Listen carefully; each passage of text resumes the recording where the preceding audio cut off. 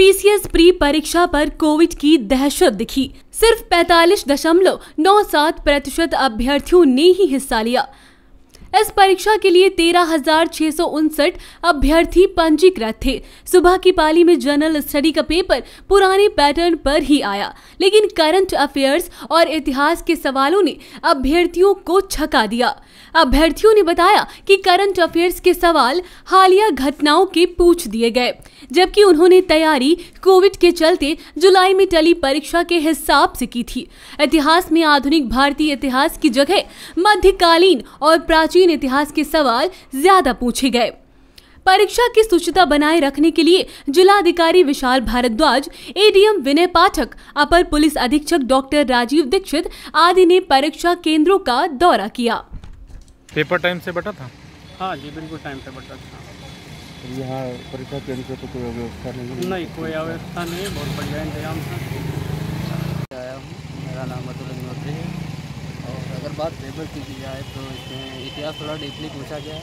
बाकी प्रश्नों की तरह ही तो पिछली बार एग्जाम में वैसे ही आए। पेपर में खास बात ये थी, कोरोना इससे कोई मुद्दा नहीं पूछा गया। हालांकि एक प्रश्न आया था, वो भी लॉकडाउन के लिए, बाकी खास पुराने प्रश्नों के आधार पर ही पेपर दिया था। कुछ नवीनता नहीं थी? नहीं, नवीनता बस करंट अफेयर्स नवीनतम था, बाकी कुछ ज़्यादा नवीनता नहीं। लेकिन करंट अफेयर्स भी 2 साल पुराना कुछ पूछा गया, 2 साल पुराने ही प्रश्न है और कुछ नया भी। इसमें 6 मंथ का अपडेशन ज़्यादा था। अच्छा, कुछ सरकार की नीतियों के सवाल थे?